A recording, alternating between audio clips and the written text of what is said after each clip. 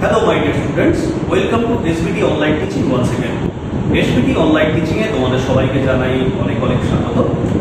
আজকে আমরা ক্লাস 8 এর একটা চ্যাপ্টার নিয়ে আলোচনা করব। তোমরা দেখতে পাচ্ছ বোর্ডে লিখে দিয়েছি ক্লাস 8 এর লেসন 4 দ্য গ্রেট এসকেপ। এই যে গ্রেট এসকেপ এটা নিয়ে আজকে তোমাদের এই সিলেবাসে যেটা রয়েছে লেসন 4 এ খেয়াল করলে দেখবে এটা বেশ যথেষ্ট বড় একটা চ্যাপ্টার, তাই আমরা এটা পার্ট বাই পার্ট নিয়ে আলোচনা করব। ঠিক আছে, আজকে তাহলে আমরা শুরু করবো দ্য গ্রেট এসকেপের প্রথম পর্বটা, পার্ট 1। তার আগে বলে রাখি, যারা আমার চ্যানেলে নতুন তারা চ্যানেলটি অবশ্যই লাইক করবে, বন্ধুদের সাথে শেয়ার করবে, সাবস্ক্রাইব করবে এবং সেই সঙ্গে সঙ্গে পাশে থাকা যে বেল আইকনটা আছে সেটা অবশ্যই প্রেস করবে, যাতে আমার পরবর্তী ভিডিওর নোটিফিকেশনগুলো তোমরা খুব সহজেই পেতে পারো। ঠিক আছে, তাহলে আর দেরি না করে শুরু করা যাক দ্য গ্রেট এসকেপ। কি আছে দেখে নিন। দ্য গ্রেট এসকেপ তোমরা বইটা হাতে নেবে, তোমাদের যেটা টেক্সট বই যেটা দেওয়া আছে গভর্নমেন্ট থেকে, যেটা স্কুল থেকে যেটা দিয়েছে সেই বইটা দেখবে। সুগত বোস তার সম্পর্কে প্রথমে বলছেন, অর্থাৎ যিনি লিখেছেন Sugata Bose is a historian. এটা প্রি রিডিং, আমি পড়ার আগে জাস্ট একটু তোমাদেরকে জানিয়ে রাখছি, কিন্তু মূল টেক্সটটা যখন শুরু হবে সেখান থেকে আরো বেশি করে অর্থাৎ বেশি মনোযোগ দিয়ে তোমাদের শুনতে হবে। ভিডিওটা কিন্তু পুরোটা স্কিপ না করে দেখবে। Sugata Bose is a historian, author and the Gardiner professor of oceanic history and affairs at Harvard university. Sugata Bose সম্পর্কে জানিয়েছেন তিনি একজন ঐতিহাসিক লেখক তথা গার্ডিনার প্রফেসর। গার্ডিনার প্রফেসর মানে একজন একটা পার্টিকুলার পোস্ট, একটা পদ, সেটা গার্ডিনার প্রফেসর বলা হয় ওশিয়ানিক হিস্ট্রি এবং অ্যাফেয়ার্সে। কোথায়? Harvard University. Born to the eminent freedom fighter doctor Sisir Kumar Bose and Mrs Krishna Bose. তিনি জন্মেছিলেন তাদের বলে, অর্থাৎ তার পিতামাতার নাম জানানো হয়েছে doctor Sisir Kumar Bose and Mrs Krishna Bose. Sisir Kumar Basu একজন প্রখ্যাত স্বাধীনতা সংগ্রামী। He is the grand nephew of Netaji Subhas Chandra Bose and the grandson of Sarat Chandra Bose. তার আরও একটা পরিচয় হচ্ছে তিনি নেতাজি সুভাষচন্দ্র বসুর নাতি মানে পৌত্র। এখানে গ্র্যান্ড নেফিউ মানে যেহেতু নেতাজির ভাইয়ের সরাসরি তিনি নাতি ছিলেন সেই কারণে তাকে বলা হয়েছে গ্র্যান্ড নেফিউ। এবং শরৎচন্দ্র বোস নেতাজির ভাই, তার নিজের নাতি। In 2011 সালে বোস পাবলিশ হিজ ম্যাজেস্টিস অপোনেন্ট। ওই সুগত বসু 2011 সালে প্রকাশ করেছিলেন হিজ ম্যাজেস্টিস অপোনেন্ট বলে একটি বই। The present text is an extract from this book. এই বর্তমান যে টেক্সটটা তোমাদেরকে পড়তে দেওয়া হয়েছে এটা সেই বইয়েরই একটা নির্যাস বলতে পারে। তারপরে কিছু প্রশ্ন আছে, প্রিপারেটরি কোশ্চেন, এগুলো নিজেদের মধ্যে একটু আলোচনা করবে বন্ধুদের সাথে। What qualities do you think you should possess in order to be a leader? তুমি যদি লিডার হতে চাও, আদর্শ একজন নেতা হতে চাও, তাহলে তোমার মধ্যে কি কি গুণ থাকা উচিত বলে তুমি মনে করো। আরেকটা, if you had been born before independence, যদি তুমি স্বাধীনতার আগে জন্মাতে, what do you think you could have done for your country? তাহলে তুমি কি মনে করো তোমার দেশের জন্য তুমি কি করে উঠতে পারতে বা কি করতে? এগুলো একটু নিজেদের মতো করে ভাববে, এখানে কোনো কিছু আমি বলে দেবো না, এটা নিজেদের ভেবে ভেবে বলতে হবে, যা মনে আসবে সেটাই বলবে। এইবারে লেটস রিড, শুরু করা যাক টেক্সটটা। কি আছে খুব মনোযোগ দিয়ে শুনবে। টেক্সটের আগে জাস্ট একটু বলে দিয়েছে, ভূমিকাটা বলে দিয়েছে, ইন্ট্রোডাকশনটা পড়ছি, তারপরে মূল টেক্সটটা শুরু হবে। নেতাজি সুভাষচন্দ্র বোস বর্ন 23 জানুয়ারি 1897। অর্থাৎ নেতাজি সুভাষচন্দ্র বোস যিনি জন্মেছিলেন 1897 খ্রিস্টাব্দে 23 জানুয়ারি, was one of the most famous Indian nationalist leaders. তিনি ছিলেন ভারতীয় জাতীয়তাবাদী যে সমস্ত আন্দোলনের নেতারা ছিলেন তার মধ্যে অন্যতম একজন, বিখ্যাত একজন। Who fought for India's independence from the British rule, যিনি লড়াই করেছিলেন ব্রিটিশ শাসন থেকে ভারতের স্বাধীনতার জন্য। টু দিস পারপাস, এই উদ্দেশ্য নিয়ে he founded the Indian national army বা আইএনএ। তিনি প্রতিষ্ঠা করেছিলেন বলতে পারো, তৈরি করেছিলেন বলতে পারো, সেটা বা এস্টাবলিশ তাকেই বলে ফাউন্ডেড। ইন্ডিয়ান ন্যাশনাল আর্মি বা আইএনএ, হুইচ ইনক্লুডেড, যার মধ্যে ছিল এ উমেন্স রেজিমেন্ট টু, একটা মহিলা সেনাবাহিনীর দলও অর্থাৎ ওই আইনেদের মধ্যে একটা মহিলা সেনাবাহিনীর দল ছিল, তার নাম রানী ঝাঁসি বাহিনী। এখানে দেওয়ালেই তোমাদের জানানোর জন্য বলে রাখলাম। ইন 1941 1941 খ্রিস্টাব্দে দ্য ব্রিটিশ গভর্নমেন্ট, ব্রিটিশ সরকার পুট সুভাষকে রেখেছিলেন বা রেখেছিল under house arrest. House arrest মানে গৃহবন্দী অবস্থায়। সুভাষকে ঘরের মধ্যে বন্দি করে রেখেছিল, মানে এখানে বলে দিয়েছে দেখো, that is confined him in his own house. তার নিজের বাড়িতেই তাকে একদম আবদ্ধ করে রেখেছিল, বাইরে পাহারা বসিয়ে রাখা হয়েছিল যাতে সে না কোথাও বেরিয়ে পড়তে পারে। দ্য ফলোইং ন্যারেটিভ, নিচের যে লেখাটা তোমরা পড়বে এখন, ডেসক্রাইবস, সেটা বর্ণনা দেয় the exciting and courageous escape of Subhas Chandra Bose. Subhas Chandra বোসের সেই যে খুবই এক্সাইটিং মানে উত্তেজনাকর এবং কারেজাস, দুঃসাহসিক যে পলায়নটা বলা যেতে পারে বা বাড়ি থেকে চলে যাওয়াটা, from the clutches of the ব্রিটিশদের একদম বন্ধনী থেকে বা ক্লাচ থেকে মানে কবল থেকে মুক্ত হয়ে চলে যাও। To continue his struggle for India's freedom, ভারতের স্বাধীনতার জন্য তার যে সংগ্রাম, সেই সংগ্রাম চালিয়ে নেওয়ার জন্য। আশা করি বুঝতে পেরেছো। এইবারে কিন্তু তোমাদের মূল টেক্সট, অর্থাৎ তোমরা এই এতক্ষণ যেটুকু পড়লাম এটা পুরোটাই ইন্ট্রোডাক্টরি পার্ট, মানে ভূমিকার অংশটা। এরপরে আমরা মূল টেক্সটে প্রবেশ করব। মূল টেক্সট যেটা আছে সেটা খুব মাইন্যুটলি শুনবে, খুব মন দিয়ে শুনবে। যেই ওয়ার্ডগুলো তোমরা বুঝতে পারবে না আন্ডারলাইন করে রাখবে, পরে সেগুলোর মানে আরো ডিটেলসে বলে দেবো। কিভাবে বাংলাগুলো বলছি সেইগুলো ভালো করে শোনো। অনেক সময় হয় কি, দেখবে বইতে যেগুলো লেখা থাকে পরপর অক্ষরে অক্ষরে বাংলা পড়তে গেলে আমাদের কিন্তু বুঝতে অসুবিধা হয়। তাই পুরো সেন্টেন্সটা বুঝে নিয়ে তার মানেটা বুঝলে সেটা বুঝতে আরো সুবিধা হবে তোমাদের। ঠিক আছে, তাহলে শুরু করা যাক। লুকিং পেল অ্যান্ড থিন, প্রথম লাইন আছে, প্রথম ওয়ার্ড। দেখতে মনে হচ্ছিল তাকে বিবর্ণ এবং পাতলা রোগা। With a bushy half grown beard, bushy মানে ঘন, হাফ গ্রোন বিয়ার্ড মানে কোচা কোচা দাড়ি। মানে সুভাষের বর্ণনা দিচ্ছে, নেতাজি সুভাষচন্দ্র বসুর বর্ণনা দেওয়া হচ্ছে সেইটা নিয়ে। কোচা কোচা দাড়ি রয়েছে তার, একদম তাকে দেখতে লাগছে কিরকম, বিবর্ণ মানে ফ্যাকাশে, আর থিন মানে রোগা, স্লিম লাগছে। সুভাষ ওয়াজ রিক্লাইনিং, এই রিক্লাইনিং শব্দটা দেখো লাল কালিতে দেওয়া আছে, মানে তোমাদের বইতে কিন্তু এর মিনিং দেওয়া আছে। পাতাটা উল্টে দেখবে যেখানে ওয়ার্ড মিনিং দেওয়া আছে সেখানে বলে দিয়েছে লিনিং ব্যাক। তার বাংলা হচ্ছে ঠেস দিয়ে বসা, ঠেস দিয়ে আরাম করে বসা, তাকে বলা হয় রিক্লাইনিং। অন হিজ পিলোস, বালিশের উপরে, বালিশের উপরে ঠেস দিয়ে সুভাষ বসে আছেন। তাকে দেখতে কেমন লাগছে? বেল অ্যান্ড থিন, ফ্যাকাশে এবং রোগা। When শিশির হিজ নেফিউ, যখন শিশির, কমা দিয়েছে দেখো, নাউন ইন অ্যাপোজিশন বলা হয় এটাকে, কমা দিয়ে লেখা। শিশির কমা দিয়ে হিজ নেফিউ, তার ভাইপো, এন্টার মানে প্রবেশ করলো, সুভাষের বেডরুম, সুভাষের শোয়ার ঘরে, দ্যাট ডিসেম্বর আফটার, সেই ডিসেম্বরে বিকেলবেলা। তাহলে এই যে বাক্যটা পড়লাম এর পুরোটার মানে কি দাঁড়ালো? পুরোটার মানে দাঁড়ালো যে সুভাষ, তাকে দেখতে লাগছিল ফ্যাকাশে এবং পাতলা, ঘন কোচা কোচা দাড়ি তার গালে রয়েছে। সেই অবস্থায় সুভাষ বালিশে ঠেক দিয়ে শুয়ে রয়েছে যখন শিশির, তার ভাইপো শিশির সেখানে প্রবেশ করে তার ঘরে, শোয়ার ঘরে, ওই ডিসেম্বরে বিকেলবেলা।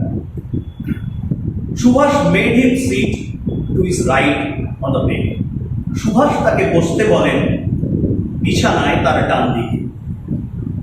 লুকিং ইন্টেন্সলি অ্যাট শিশির, শিশিরের দিকে গভীরভাবে তাকিয়ে, ইন্টেন্সলি মানে গভীর মনোযোগের সঙ্গে শিশিরের দিকে তাকিয়ে, হি সেড, তিনি বলেন, can you do some work for me, তুমি আমার জন্য কিছু কাজ করে দিতে পারো? শিশির নডেড, শিশির মাথা নাড়িয়েছে, হ্যাঁ পারি। শুরুতে বলি, এই যে দ্য গ্রেট এসকেপ কথাটার মানে তোমরা দেখবে অনেক সময় তোমরা বলতে পারো যে এসকেপ মানে কি? পালিয়ে যাওয়া। তাহলে গ্রেট এসকেপ মানে মহা পালিয়ে যাওয়া, এরকম কি বাংলা আমরা বলবো? না, তা বলবো না। আমরা বলবো কি, এটার বাংলা করলে দাঁড়ায় মহাভিনিষ্ক্রমণ। ভালো করে শোনো, মহাভিনিষ্ক্রমণ। কেন মহাবিনিষ্ক্রমণ? এই মহাবিনিষ্ক্রমণ কথাটা তোমরা পাবে যাদের গল্পের বই পড়ার অভ্যেস আছে।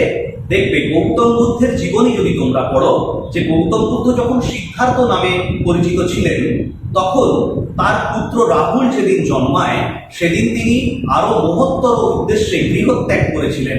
তার সেই গৃহত্যাগকে বলা হয় মহাবিনিষ্ক্রমণ। আমরা এক্ষেত্রেও যেহেতু নেতাজি সুভাষচন্দ্র বোস তার নিজের বাড়ির আবদ্ধ দশা থেকে একটা বৃহত্তর উদ্দেশ্য নিয়ে বাড়ি থেকে চলে গিয়েছিলেন ব্রিটিশদেরকে একেবারে বোকা বানিয়ে, সেই কারণে আমরাও বলতে পারি এই টেক্সটার ভালো বাংলা করা গেলে যে মহাবিনিষ্ক্রমণ এই কথাটা কিন্তু এখানেও প্রয়োগ করা যায়। ঠিক আছে, তাহলে আমরা এই পর্যন্ত পড়লাম। দেখো পরের পাতায় কি বলেছে। দ্য টাস্ক মানে ওই যে কাজটি বলেছিলেন যে তুমি কি আমার জন্য কিছু কাজ করে দিতে পারো, তাহলে সেই কাজটা কি কাজ দেখবো সেটা। The task as it turned out, কাজটা যেটা দাঁড়ালো অর্থাৎ যেটা প্রমাণিত হলো কি ছিল সেটা, was to help plan and carry out, সাহায্য করা কি করতে, প্ল্যান অ্যান্ড ক্যারি আউট, পরিকল্পনা করতে এবং পালন করতে সুভাষের escape from India. Subhas Bharat থেকে যে চলে যাবেন, সুভাষের সেই পলায়নটা কিভাবে হবে তার পরিকল্পনা করা এবং সেই পরিকল্পনাটাকে ঠিক মতো করে সার্থক রূপ দান করা, এটাই ছিল কাজ, এটাই ছিল টাস্ক। ওই যে সুভাষ প্রথমে বললেন শিশিরকে যে তুমি কি আমার জন্য কিছু কাজ করে দিতে পারো, কি কাজ দাঁড়ালো সেটা, তাহলে কি কাজ প্রমাণিত হলো? কাজটা ছিল যে সুভাষের যে বাড়ি থেকে চলে যাওয়াটা, ভারত থেকে যে চলে যাওয়াটা, সেটার পরিকল্পনা করা এবং সেই পরিকল্পনাটাকে সার্থক রূপ দান করা। এখানে ক্যারি আউট মানে পালন করা। Sisir would have to drive his uncle, Sisir would have to মানে শিশিরকে চালিয়ে নিয়ে যেতে হবে গাড়িতে করে তার কাকাকে, in the dead of the night, গভীর রাতে, ডেড অফ দ্য নাইট মানে গভীর রাতে শিশির গাড়ি চালিয়ে তার কাকাকে নিয়ে যাবে টু এ রেলওয়ে স্টেশন, একটা rail station, far away from Calcutta, যেটা কলকাতা থেকে অনেক অনেক দূরে, বেশ কিছুটা দূরে একটা কোনো স্টেশনে, রেলওয়ে স্টেশনে তাকে গাড়ি চালিয়ে শিশির নিয়ে যাবে। আশা করি বোঝা গেছে এই পর্যন্ত। তাহলে এইখানটায় কি দেখলাম যে কাজটা কি দাঁড়ালো, যদি প্রশ্ন করি যে কি কাজ বলেছিল শিশিরকে সুভাষচন্দ্র বোস, বলেছিলেন এইটাই যে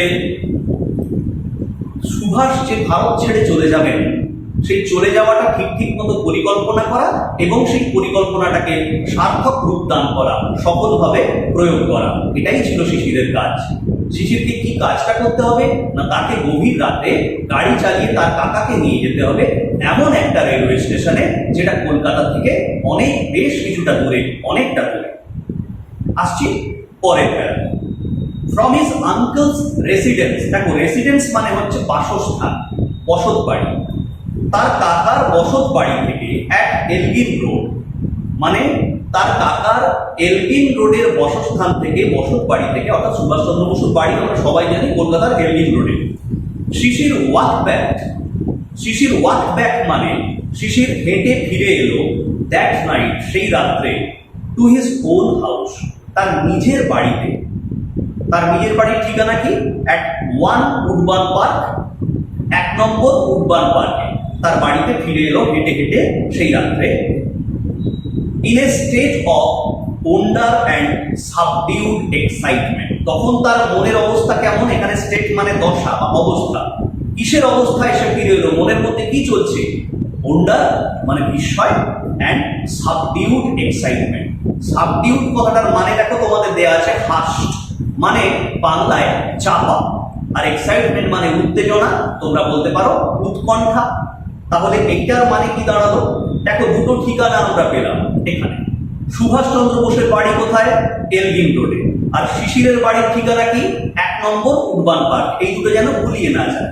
তাহলে সেই সুভাষের মানে তার বাড়ি, তার শিশিরের যে কাকা অর্থাৎ সুভাষের বাড়ি, ফ্রম হিজ আঙ্কেলস রেসিডেন্স মানে তার কাকার বাড়ি থেকে, এলগিন রোডের বাড়ি থেকে শিশির হেঁটে ফিরলো সেই রাত্রে তার নিজের বাড়িতে, 1 নম্বর উডবার্ন পার্কের বাড়িতে।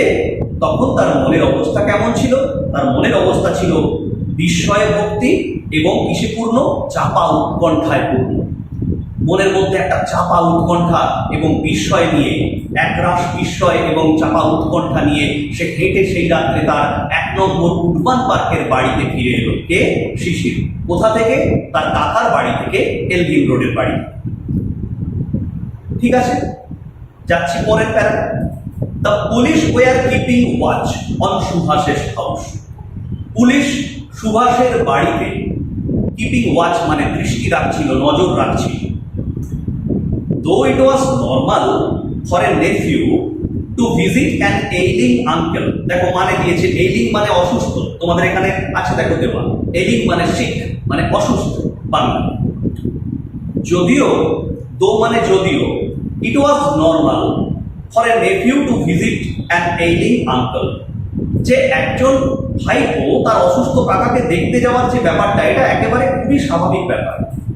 কিন্তু এটা ছাড়াও Subhas had an additional excuse. Additional মানে এক্সট্রা, অতিরিক্ত, বাড়তি। আর এক্সকিউজ মানে এখানে বলতে পারি অজুহাত। যে কি ব্যাপারটা দাঁড়ালো তাহলে? যদিও একজন ভাইপো তার অসুস্থ কাকাকে দেখতে যাওয়ার ব্যাপারটা খুবই স্বাভাবিক ব্যাপার ছিল, সুভাষের ছিল একটি অতিরিক্ত অজুহাত ফর মিটিং হিজ নেফিউ, তার ভাইপোর সাথে সাক্ষাৎ করা। অর্থাৎ যদিও অসুস্থ কাকাকে ভাইপো দেখতে যাবে এটা খুব স্বাভাবিক ঘটনা, কিন্তু সুভাষের একটা অতিরিক্ত অজুহাতও ছিল তার ভাইপোর সঙ্গে দেখা করবার। কি সেটা? দেখ, Sisir was good at operating the radio. এখানে অপারেটিং কথাটার মানে হচ্ছে চালনা করা, আর গুড মানে ভালো শুধু বলবো না, দক্ষ বলবো। যে শিশির ছিল রেডিও বা বেতার চালনা করায় খুব দক্ষ। বেতার এখনকার দিনের মতো তো নয় যে আমরা জেনে গেছি কোন রেডিও স্টেশন থেকে কি ধরে, ইন্টারনেটের এত রমরমা, এত বাড়ন্ত, তোমরা সহজেই এফএম কোন চ্যানেলে কি ধরে শুনতে পাও। কিন্তু তখনকার দিনে কাজটা অতটা সহজ ছিল না। কোন স্টেশন থেকে কি কি সম্প্রচার হচ্ছে, যারা খুব দক্ষ না ছিল, দক্ষ অপারেটর না হলে তারা কিন্তু সেটা স্টেশনগুলো ধরতে পারতো না। সেই কারণে শিশির বেতার চালনা করাতে, রেডিও চালনা করাতে খুবই দক্ষ ছিল। অপারেটিং মানে ফাংশনিং, চালনা করা। হি হেল্প সুভাষ, সে সুভাষকে সাহায্য করত। কি জন্য? Listen to foreign broadcast. দেখো, ব্রডকাস্ট মানে দেওয়া হয়েছে রেডিও মেসেজ বা বেতার বার্তা, আরো ভালো করে বললে সম্প্রচার। আবার বলে দিচ্ছি, হি হেল্প সুভাষ, সে সুভাষকে সাহায্য করত বিদেশি সম্প্রচার শুনতে, বিদেশি রেডিও বার্তা বা সম্প্রচার শুনতে সে সুভাষকে সাহায্য করত। ঠিক আছে, এই পর্যন্ত আশা করি অসুবিধা নেই। এবারে আসছি একবারে শেষ প্যারাগ্রাফ, লাস্ট প্যারাগ্রাফ। কি আছে দেখেন, আজকের দিনের জন্য লাস্ট প্যারাগ্রাফ। সুভাষ অ্যান্ড শিশির, সুভাষ এবং শিশির ডিসকাস্ট, আলোচনা করতো নিজেরা, various means of escape. Various means of escape মানে পালিয়ে যাওয়ার নানান উপায়। ভেরিয়াস মানে নানান, এখানে মিনস মানে উপায়। পালিয়ে যাওয়ার নানান উপায় নিয়ে কাকা ভাইপো দুজনে মিলে প্রচুর আলোচনা করেছিলেন। ফাইনালি, শেষ পর্যন্ত, অবশেষে, দে ডিসাইডেড, তারা স্থির করেন টু ড্রাইভ আউট, যে সেখান থেকে গাড়ি চালিয়ে বেরিয়ে যাবেন in the most natural fashion, সবচেয়ে স্বাভাবিকভাবে। এখানে ফ্যাশন মানে ওয়ে, রাস্তা, যেটা সবচেয়ে স্বাভাবিক রাস্তা, সেই রাস্তা দিয়ে, সবচেয়ে সহজ রাস্তাটা দিয়েই তারা যাবেন, থ্রু দ্য মেন গেট, একেবারে প্রধান ফটক দিয়ে। কেন এই সিদ্ধান্ত তারা নিল? অনেক সময় ওই যে বলে না, বজ্র আটুনি ফসকা গেরো, বাংলা একটা প্রবাদ আছে। অনেক সময় আমরা যখন কোনো কিছুর দিকে নজর রাখতে চাই, তখন আমরা যেগুলো খুব জটিল জায়গা সেইগুলোর দিকে নজর দিই, যেটা খুব সামনে পড়ে আছে অনেক সময় সেটার দিকে খেয়াল করি না। তাই সুভাষ এবং শিশির যাতে কারোর সন্দেহ না হয়, so that nobody could doubt anything, সেই জন্যই তারা কিন্তু প্রধান ফটক দিয়ে চলে আসার সিদ্ধান্ত নিলেন। তাহলে শেষ অবধি তারা সিদ্ধান্ত নিলে যে তারা গাড়ি চালিয়ে বেরিয়ে যাবে in the most natural fashion, একদম সবচেয়ে স্বাভাবিকভাবে, থ্রু দ্য মেন গেট, মূল রাস্তা দিয়ে, মূল ফটক দিয়ে। শিশির ওন এ জার্মান কার, শিশিরের ছিল একটি জার্মান গাড়ি, একটা জার্মান গাড়ি ছিল শিশিরের। তার নাম হচ্ছে দ্য ওয়ান্ডারার। দেখো, গাড়িটার নাম দ্য ওয়ান্ডারার। তোমাদের বইতে একটা ছবিও আছে, একটা সাজেশনের জন্য ছবিটাও দেখে নেবে। তাহলে শিশিরের একটা জার্মান গাড়ি ছিল, গাড়িটির নাম the wanderer, which he and Subhas chose for their journey. যেটা সে মানে শিশির নিচে এক সুভাষ এবং সুভাষচন্দ্র বসু নির্বাচন করেছিলেন, চোজ মানে বেছে নিয়েছিলেন, সিলেক্টেড, নির্বাচন করেছিলেন ফর দেয়ার জার্নি, তাদের যাত্রার জন্য। তারা যে বাড়ি থেকে চলে যাবেন সেই চলে যাওয়ার জন্য তারা বেছে নিয়েছিলেন একটি গাড়ি, যে গাড়িটার নাম ছিল দ্য ওয়ান্ডারার। সেটা ছিল একটা জার্মান গাড়ি এবং সেটা শিশিরের ছিল। তাহলে লাস্ট প্যারাগ্রাফে কি করলাম, যে সুভাষ এবং শিশির তারা পালিয়ে যাওয়ার নানান ধরনের উপায় নিয়ে নিজেদের মধ্যে আলোচনা করলেও শেষ অবধি তারা সিদ্ধান্ত নিল যে সবচেয়ে স্বাভাবিক যে রাস্তা, সেই রাস্তা অর্থাৎ বাড়ির সদর দরজা মেন ফটক যেটা, সেই মূল ফটক দিয়ে তারা গাড়ি চালিয়ে বেরিয়ে যাবে, যাতে কারোর সন্দেহ না হয়। শিশিরের একটা জার্মান গাড়ি ছিল, যে গাড়ির নাম দ্য ওয়ান্ডারার। দ্য ওয়ান্ডারার নামে তার একটা গাড়ি ছিল, যেটা সে এবং সুভাষ বেছে নিয়েছিলেন তাদের জার্নির জন্য, অর্থাৎ তাদের যাত্রার জন্য। আশা করি বুঝতে পেরেছো। আমাদের এই পর্যন্ত কমপ্লিট হলো। এইবারে আমরা এই চ্যাপ্টার থেকে, অর্থাৎ যেটুকু পড়া হলো আজকে, সেখান থেকে দেখো তোমাদেরকে কয়েকটা অ্যাক্টিভিটিস দেওয়া আছে। আমি এই অ্যাক্টিভিটিস গুলো আজকে আলোচনা করে দিচ্ছি, কিন্তু এই অ্যাক্টিভিটিস গুলো তোমরা কিন্তু খাতায় করবে। আমি আলোচনা করে দিচ্ছি, কিন্তু তোমাদের হোম টাস্ক, অর্থাৎ তোমরা কিন্তু আমার সাথে সাথে তোমরাও নিজেদের কাজটা যদি এগিয়ে রাখো, তাহলে সেটা তোমাদের ক্ষেত্রে কিন্তু সুবিধা হবে পরবর্তীকালে। তাই তোমাদেরকে আমি একটু টাস্কও দিচ্ছি, তোমরা সেটা নিজেরাই করবে। আমি বলে দেবো, দেখো উত্তর বলে দেবো, সবই বলে দেবো, কিন্তু তোমরা, তোমাদের একটা ডিউটি হচ্ছে, তোমরা যেটা আমি পড়ালাম সেটা ভালো করে মন দিয়ে একটু পড়বে, আর যে টাস্কগুলো দিচ্ছি সেই টাস্কগুলো খাতায় তোমরা করবে। এরপরেও বলছি, যদি কিছু অসুবিধা থাকে আমাকে কমেন্ট সেকশনে কমেন্ট করে অবশ্যই তোমরা জানাতে পারো। আমি কিন্তু প্রত্যেকটা কমেন্টেরই রিপ্লাই দেব। ঠিক আছে, আজকে অ্যাক্টিভিটি 1টা নিয়ে আমরা আলোচনা করি। প্রথমে কি আছে দেখে নিই আগে। অ্যাক্টিভিটি 1 দেখি। অ্যাক্টিভিটি 1, অ্যাক্টিভিটি 1 এটা বলেছে rearrange the following sentences, rearrange the following sentences in the correct order। অর্থাৎ নিচে যে বাক্যগুলো দেওয়া আছে সেগুলো একটু এলোমেলো করে দেওয়া আছে, এগুলোকে কারেক্ট অর্ডারে, অর্থাৎ সিকোয়েন্স অনুযায়ী পরপর অর্ডারে সাজাতে হবে। and put the numbers in the given boxes, এবং পাশে দেওয়া বক্সগুলোতে সেই নাম্বারগুলো লিখতে হবে। দেখো, আমি তোমাদের কাজের সুবিধার জন্য, বেশি সময় যাতে না নষ্ট হয়, আমি পরপর 6টা বাক্য এইভাবে লিখছি। দেখো, তোমরা বইতে যেহেতু আছে, আমি আর সেই জন্য পুরোটা লিখতে যাচ্ছি না, তাতে অনেকটা সময় চলে যাবে, যাতে তোমরা বুঝতে পারো। দেখো, সুভাষ থেকে প্রথমে আছে যেটা সুভাষ এন্ড শিশির, আমি ডট ডট দিয়ে দিয়ে লিখছি। লাস্টে আছে জার্নি, JOURNEY। আর একটা জিনিস এখানে শিখিয়ে দিই, দেখো তোমরা অনেক সময় এরকম লম্বা সেন্টেন্স ছোট করে লিখতে গেলে মাঝখানে যেটা আছে শর্টে বোঝানোর জন্য ডট ডট দাও। তো এটা নিয়ম হচ্ছে 3টে ডট দেবে। আমরা ইচ্ছে করে অনেকগুলো ডট দিয়ে দিই, অনেকগুলো ডট কিন্তু নিয়ম না, কন্টিনিউয়েশন বোঝানোর জন্য ডট দেওয়ার নিয়ম আছে, কিন্তু 3টে ডট। দেখো, আমি 3টে ডট দিয়েছি। তার পাশে একটা বক্স করে দিই বইয়ের মতোই। তারপরে 2 নম্বর বাক্য কি আছে, শিশির, শিশির, আবার ডট ডট দিয়ে দিলাম, 3টে ডট, আফটারনুন পর্যন্ত আছে। এটা দ্বিতীয় বাক্য।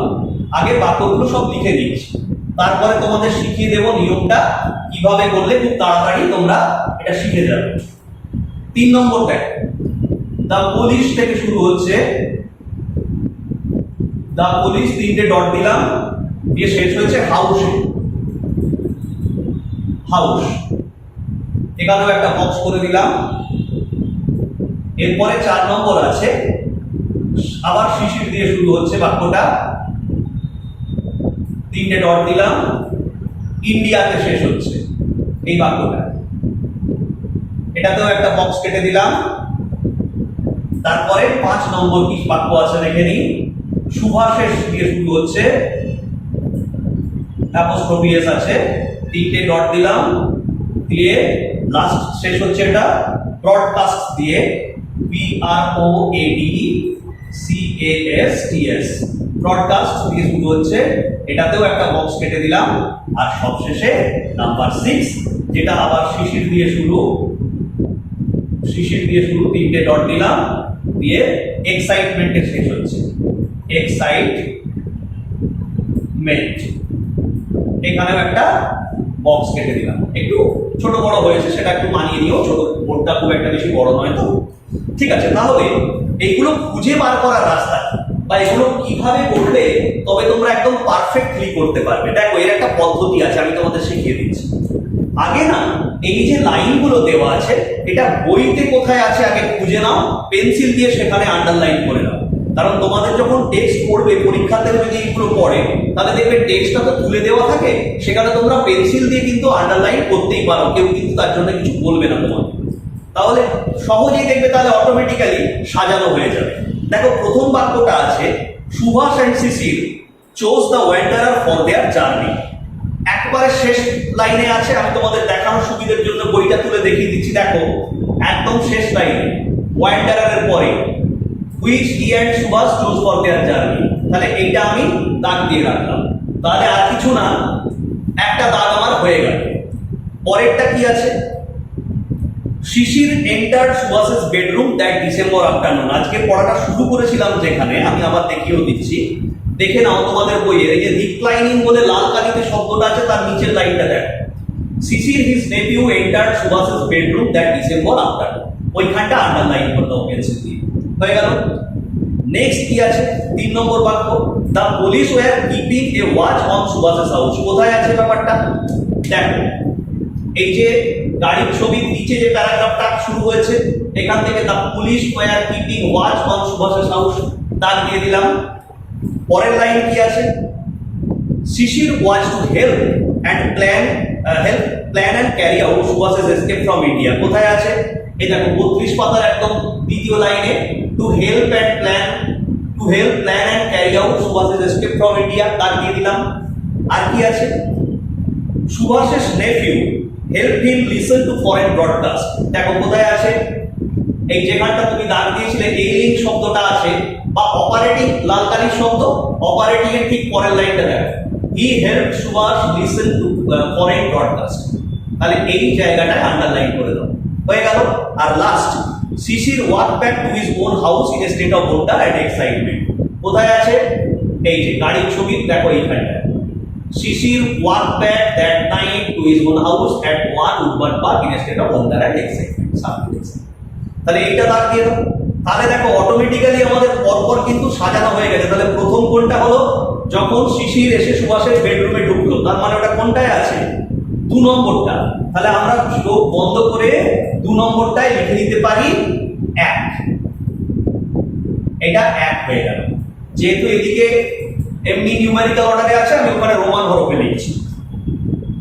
এর পরে সাজানো হয়ে আছে কোনটা, দেখো দাগ দেওয়া আছে যে two help plan and carry out Subhas's escape from India, তাহলে সেটা কোথায় আছে খুঁজবো, দেখো সেটা আছে 4 দাগে, Sisir was to help plan and carry out Subhas's escape from India, তাহলে আমি 4 দাগেরটাই লিখবো 2, এটা হয়ে গেল দ্বিতীয়। তারপরে আমরা সাজিয়েছি কোনটা না, শিশির সেই রাত্রে বাড়ি ফিরে এসেছিল এক্সাইটমেন্ট এবং ওন্ডার নিয়ে, সেটা কোথায় আছে, একদম 6 নম্বর সেন্টেন্স, তাহলে এইটা হবে 3। বুঝতে পারছো তো, আশা করি বুঝতে পারছো, যদি না বুঝতে পারো আমাকে জানাবে, কমেন্ট করেই জানাবে, আমি তখন সেগুলো চেষ্টা করবো আবার ক্লিয়ার করে দেওয়ার, আশা করি অসুবিধা হওয়ার কথা। এরপরে আমরা দেখবো কি সাজিয়েছিলাম, তাহলে আমরা পরপর 3টে করে ফেলেছি। এবার আছে দেখো, the police were keeping watch on Subhas's house, দাগ দেওয়া আছে, তাহলে সেটা কোথায় আছে, 3 দাগ, তাহলে এইটা হয়ে যাবে 4। এরপরে কি আছে, আমাদের এখানে দাগ দেওয়া অনুযায়ী আছে he help Subhas listen to foreign broadcast, তাহলে সেটা আছে 5 নম্বরে, তাহলে 5-এরটা 5ই হবে, যা আছে তাই। আর একটি পড়ে আছে সেটা সবার শেষে দাগ দেওয়া হয়েছিল, তাহলে এইটা হয়ে যাবে 6। এইভাবে সাজিয়ে নেওয়া হবে। তাহলে এইটা তোমরা বোর্ডে যেটা করে দিলাম আমি এখন, এটা তোমরা খাতায় কিন্তু সবাই মিলে করবে, কারণ এটাই তোমাদের হোম টাস্ক হয়ে রয়ে যাবে। অ্যাক্টিভিটি 1টা যখন পড়াটা পুরোটা বুঝে যাবে, অ্যাক্টিভিটিগুলো করে নিলে দেখবে অনেকটা ক্লিয়ার হয়ে গেছে। ঠিক আছে, আমি বোর্ডটা মুছে দিচ্ছি, কারণ অ্যাক্টিভিটি 2 আমাদের এখনো করা বাকি আছে। অ্যাক্টিভিটি 2টা আমরা এবারে করব, দেখি অ্যাক্টিভিটি 2টায় কি আছে, তারপরে আসছি আলোচনা।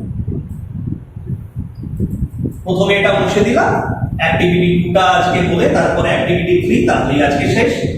খুব বেশিক্ষণ হবে না, কিন্তু তোমরা যদি মন দিয়ে শোনো তাহলে দেখবে তোমাদের বুঝতে কোনো রকম অসুবিধা হচ্ছে না। ঠিক আছে, অ্যাক্টিভিটি 2 তে কি আছে আগে দেখা যাক। অ্যাক্টিভিটি 2, অ্যাক্টিভিটি 2 তে আছে complete the following sentences with information from the text. তোমাদেরকে সেন্টেন্সগুলোকে কমপ্লিট করতে বলেছে, এই যে সেন্টেন্স আছে ফলোইং সেন্টেন্স, এগুলোকে কমপ্লিট করতে বলেছে ইনফরমেশন নিয়ে টেক্সট থেকে। তাহলে প্রথম সেন্টেন্সটা কি আছে আগে দেখি, তাহলে সেই মতো আমরা কাজটা করতে পারবো। প্রথমে আছে দেখো 1 ডিসেম্বর আফটারনুন, এর প্রথমেরটা বলছি, এর দাগেরটা আছে on a December afternoon Sisir dash. তাহলে লিখেই দিচ্ছি on a December afternoon Sisir বলে ড্যাশ দেওয়া আছে। এই ড্যাশে কি লিখবো, দেখ একটা ডিসেম্বরের বিকেলে শিশির কি করেছিল, শিশির তার কাকাকে দেখতে গেছিল। তাহলে আমি সেটা কিভাবে লিখবো, দেখো এখানে লেখাই আছে যে Sisir is nephew entered Subhas's bedroom. তাহলে ওইটুকু কথাটা লিখলেই কিন্তু আমি আমার উত্তরটা কমপ্লিট করতে পারবো। কতটুকু লিখতে হবে, বেশি লেখার দরকার নেই। শিশিরের পর তুমি লিখবে শুধু এন্টার,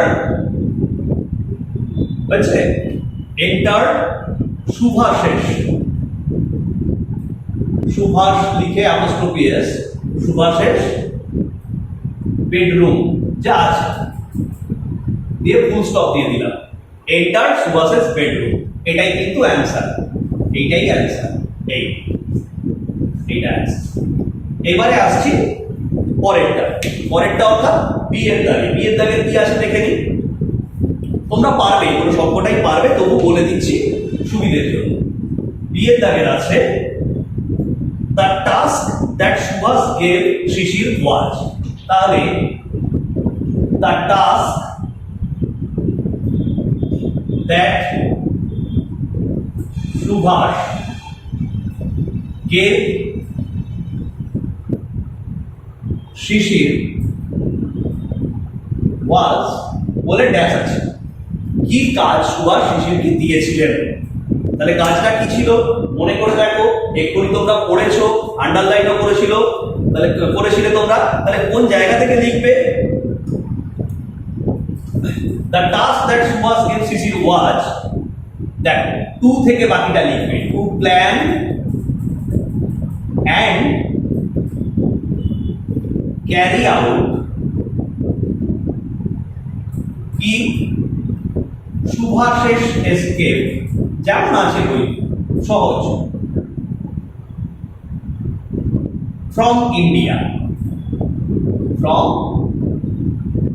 ইন্ডিয়া, তাই গেল ফুল স্টপ। এরপরে আসছি পরেরটা 3 নম্বর কি আছে, দেখ সিয়েদার এক উডবান পার্ক, 1 নম্বর উডবান পার্ক, ঠিক আছে, ওয়াজ, এবারে কিছু বলেনি। তাহলে 1 নম্বর উডবান পার্কটা কার বাড়ি বলেছিলাম, শিশিরের বাড়ি। তাহলে তুমি সহজে লিখতে পারো কি, এক কথায় যে 1 উডবান পার্ক was শিশির's রেসিডেন্স লিখতে পারো, হাউস লিখতে পারো, রেসিডেন্স লিখে দাও, বইতে রেসিডেন্সটা পড়েছো আজকে, রেসিডেন্স মানে বাসস্থান, হাউসও লিখতে পারো, যে 1 উডবান পার্ক was শিশির's রেসিডেন্স বা শিশির's হাউস লিখলেও হবে। এরপরে লাস্ট মানে 4 নম্বর যেটা আছে সেটা কি আছে দেখে, ডি এর দাগে। ডি এর দাগে যেটা বলেছে সেটা আমরা এবারে দেখব। The escape plan of Subhas and Sisir was, মানে সুভাষ এবং শিশিরের এসকেপ প্ল্যানটা একটু বড় আছে, এখানটা আমি ছোট করে লিখছি। দ্য এসকেপ ডট ডট দিয়ে লিখলাম তোমাদের যাতে দেরি না হয় বেশি। The escape plan of Subhash and Shishir was Subhash এবং শিশিরের এসকেপ প্ল্যানটা ছিল ড্যাশ। কি ছিল দেখো, একদম লাস্টের দিকে আমরা পড়েছি যে ফাইনালি যেটা তারা ডিসাইড করেছিল সেটাই এখানে লিখতে হবে। তাহলে the escape plan of Sisir and Subhas and Sisir was, এই দেখো টু ড্রাইভ আউট থেকে বাকি অংশটা লিখবে, লাস্টের দিকে আছে দেখো, এই ফাইনালির পরে যেটা আছে দে ডিসাইডেড টু, তাহলে টু ড্রাইভ আউট, ঠিক আছে, টু ড্রাইভ আউট বই থেকেই লিখে দাও, in the most natural fashion, যা আছে বইতে, কমা দিয়ে থ্রু দ্য মেন গেট, বাস এটা লিখলেই হবে। মানে সুভাষ এবং শিশিরের যে পালিয়ে যাওয়ার পরিকল্পনাটা সেটা ছিল বলে সেটা হচ্ছে লাস্ট লাইনটা, to drive out in the most natural fashion through the main gate. সব থেকে যেটা স্বাভাবিক প্রক্রিয়া বা স্বাভাবিক রাস্তা, একদম সরাসরি মেন ফটক দিয়ে বেরিয়ে যাওয়া, সেটাই তাদের চিন্তা ভাবনা ছিল। ঠিক আছে, এই অবধি। এরপরে আসছি একটা অ্যাক্টিভিটি 3 আছে। অ্যাক্টিভিটি 3টা আমি আর লিখছি না, আমি তোমাদেরকে বলে দিচ্ছি, তাহলেই দেখবে তোমরা বুঝতে পারবে ব্যাপারটা কি আছে। কি আছে দেখো, অ্যাক্টিভিটি 3তে তোমাদের যেটা জিজ্ঞেস করেছে সেটা হচ্ছে যে why did Subhas and Sisir as their plan of escape decide to drive out in the most natural fashion through the main gate, যে কেন সুভাষ এবং শিশির তাদের বাড়ি থেকে চলে যাওয়ার সময় সুভাষের তারা কেন স্থির করেছিল যে তারা সবচেয়ে স্বাভাবিক যে পদ্ধতিটা, সবচেয়ে স্বাভাবিক রাস্তাটা, অর্থাৎ মূল দরজা দিয়ে বেরিয়ে যাওয়ার এই যে পরিকল্পনাটা, এটা তারা কেন করেছিল। এটার উত্তরে কি বলবে, একদম সহজ করে বলবে যাতে করে কারোর সন্দেহ না হয়। তাহলে so that nobody could doubt, বা so that nobody could doubt them, বা doubt anything, so that nobody could doubt anything, যাতে করে নোবডি মানে কেউ না, কুড পারে, doubt anything, nobody could doubt anything মানে যাতে করে কেউ না কোনো সন্দেহ করতে পারে। এইটা বললে কিন্তু তোমাদের অ্যাক্টিভিটি 3টা হয়ে যাবে। ঠিক আছে, আজকে এই পর্যন্তই থাক। এর পরের যে ভিডিওটা আসবে খুব তাড়াতাড়ি নিয়ে আসবো, সেটাতে আমরা পার্ট 2 নিয়ে আলোচনা করব। তোমরা এই যে টাস্ক আজকে দিলাম, যেটুকু পড়ালাম, যেটুকু কাজগুলো দিলাম, সেটা ভালো করে পড়বে, আর টাস্কগুলো খাতায় তোমরা করবে। এবং আরো একবার বলছি, যদি কারোর বুঝতে কোনো সমস্যা হয়ে গিয়ে থাকে তাহলে অবশ্যই সেটা কমেন্ট করে জানাবে। এছাড়া তোমাদের কেমন লেগেছে আজকের ক্লাস সেটাও তোমরা কমেন্ট করে জানাতে পারো। আর সেই সঙ্গে আরো একবার মনে করিয়ে দিচ্ছি, চ্যানেলটা অবশ্যই তোমরা লাইক করবে, বন্ধুদের সাথে শেয়ার করবে, সাবস্ক্রাইব করবে, এবং সেই সঙ্গে সঙ্গে পাশে থাকা বেল আইকনটা অবশ্যই প্রেস করবে, যাতে আমার পরবর্তী ভিডিওর যে নোটিফিকেশন তোমাদের কাছে খুব সহজেই পৌঁছে যায়। ঠিক আছে, তাহলে আজকের মতো এখানেই থাক। সবাই খুব ভালো থেকো, খুব তাড়াতাড়ি আবার আমাদের দেখা হচ্ছে।